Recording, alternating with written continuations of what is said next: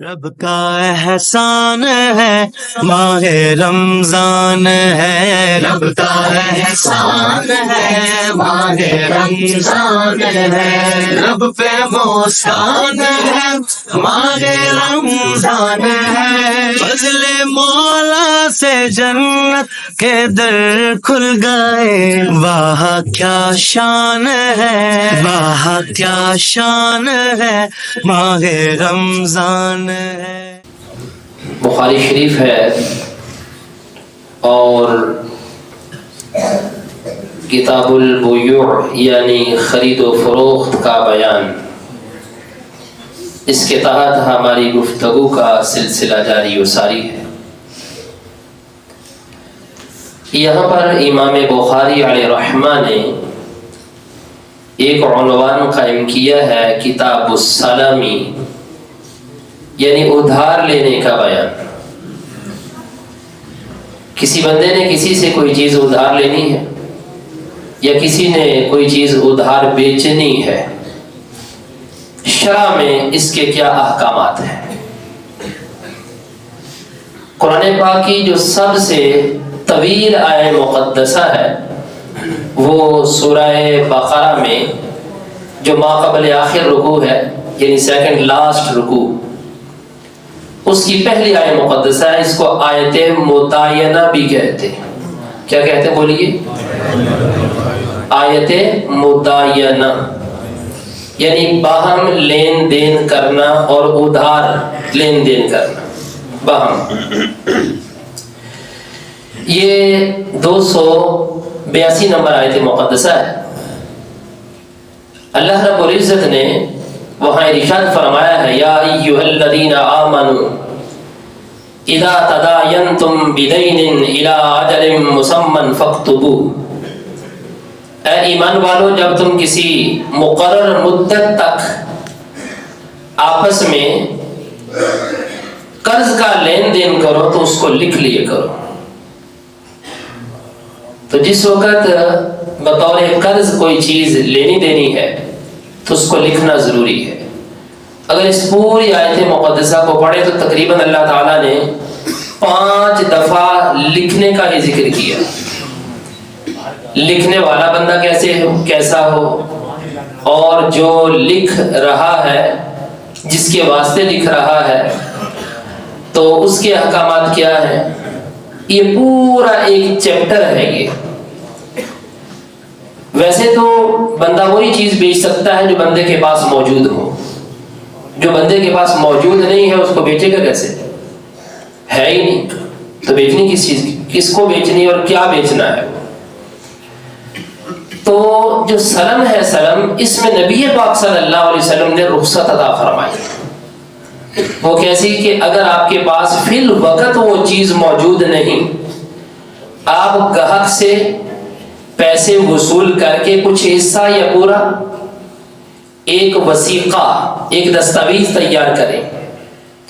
اس کے اندر احادیث نبویہ کی روشنی میں امام اعظم ابو حنیفہ نے 7 شرطیں لکھی کہ جو چیز آپ نے پیسے لے لیے ہیں اور اگلے بندے کو دینی ہے، اس کی جنس معلوم ہو، دوسرا اس کی نوع معلوم ہو، اس کا وصف معلوم ہو، پھر اس کے ساتھ ساتھ وہ چیز کیلی ہے، موزونی ہے، کیسی ہے۔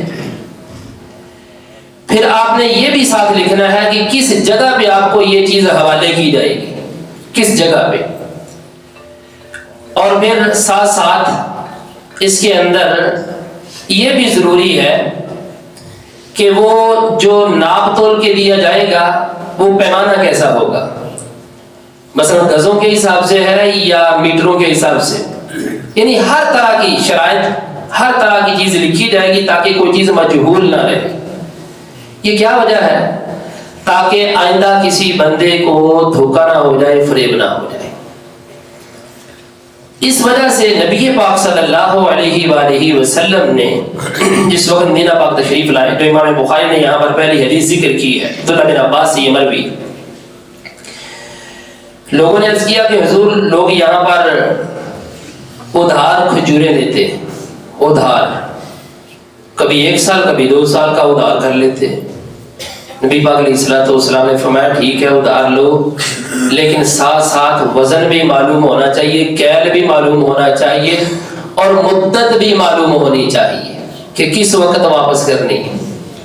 اب وہ حدیث واقعہ جو یہاں پر ذکر کی گئی ہے اس کو ذرا سنیے، پھر ہم اس کے تحت مزید گفتگو کرتے ہیں۔ عن عبد الله بن عباس رضی اللہ تعالی عنہما قال قدم رسول اللہ صلی اللہ علیہ وسلم المدینہ والناس يسلفون في الثمر العام والعامين او قال عامين او ثلاثه۔ عبداللہ بن عباس کہتے ہیں نبی پاک علیہ الصلوۃ والسلام مدینہ پاک تشریف لائے اور لوگ ادھار کھجوروں کا لین دین کیا کرتے تھے، 1 سال 2 سال یا 3 سال، راوی کو شک ہے 2 سال کہا ہے یا 3 سال کہا ہے۔ تو فقال نبی پاک علیہ السلام نے فرمایا من سلف فی تمر، جو بندہ کھجوروں کو ادھار بیچے، فلیسرف فی کیل معلوم ووزن معلوم، اس کو چاہیے کہ پیمانہ بھی مقرر کر لے اور پھر ساتھ ساتھ وزن بھی مقرر کر لے کہ کتنا کون سا پیمانہ ہوگا اور کتنی دفعہ وہ دیا جائے گا۔ پھر اگر ہم اس کی اگلی حدیث پڑھیں تو اس کے اندر الی اجل معلوم کے لفظ ہیں کہ مدت بھی معلوم ہو۔ پھر اگر ہم اس سے اگلی حدیث پڑھیں تو اس کے اندر مزید شرائط واضح ہو جاتی ہیں جو امام اعظم ابو حنیفہ رحمۃ اللہ تعالی علیہ نے دیگر احادیث نبویہ سے استنباط کی۔ جنس معلوم ہو اس کا مطلب کیا ہے کہ آپ نے خریدنا کیا ہے۔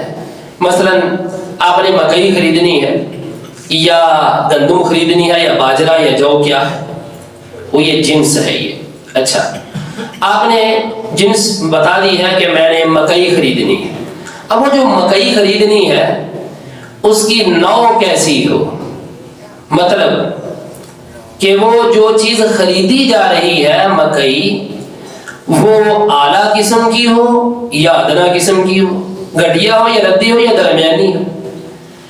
اور پھر اس کے ساتھ ساتھ یہ بھی ضروری ہے کہ اس کی مدت آپ نے لکھنی ہے کہ آپ نے پیسے تو دے دیے ہیں، اب وہ چیز آپ کو کب ملے گی، آپ کب ادا کریں گے۔ اگر آپ بیچ رہے ہیں تو کب آپ جو ہے اگلے بندے کو ادا کریں گے، مدت معلوم ہو۔ پھر وہ جگہ بھی معلوم ہونی چاہیے جس جگہ پہ آپ نے اس کو سپرد کرنی۔ یہ ساری شرائط احادیث نبویہ کی روشنی میں امام اعظم ابو حنیفہ رحمۃ اللہ تعالی نے نقل کی ہیں۔ اور پھر آیت مقدسہ آیت مدینہ اس کے اوپر واضح دلیل ہے کہ اے ایمان والو جس وقت باہم تم لین دین کرتے ہو اور اس میں ایک چیز ادھار ہوتی ہے تو اس کو تم لکھ لیا کرو۔ لکھنا یہ وثیقہ تیار کرنا یہ ضروری ہے تاکہ آپس میں نزاع نہ ہو۔ جس وقت دین کا وقت آئے یعنی کہ پیسے آپ نے لیے ہیں، آپ جس وقت دے رہے ہیں تو اس نے کہا تھا کہ میں نے تو اعلیٰ قسم کی مانگی تھی لیکن آپ اس کو دے رہے ہیں گھٹیا قسم کی۔ وہ آپ کو کہہ رہا تھا کہ دیکھیں جی میں نے جس وقت آپ کو پیسے دیے تھے میں نے آپ سے کہا تھا کہ نہری پانی کی ہو لیکن آپ مجھے گندے پانی کی دے رہے ہیں۔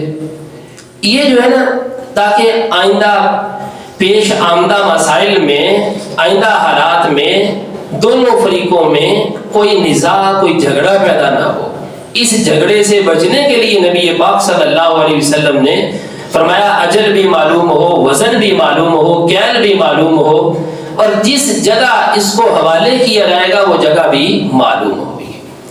اس وجہ سے یہ سلم میں رخصت دی گئی ہے، اور اس کے اندر شرط یہ ہے کہ پیسے آپ نے پہلے دینے ہیں بیچنے والے کو، اور اگر آپ پیسے نہیں دیتے اور مبی بھی ابھی آپ کو نہیں مل رہی جو چیز بیچی جا رہی ہے تو یہ ادھار کی بیع ادھار کے ساتھ ہو جائے گی، یعنی کہ ایک تو پہلے ادھار تھا مزید ادھار ہے، تو یہ بھی درست نہیں ہے۔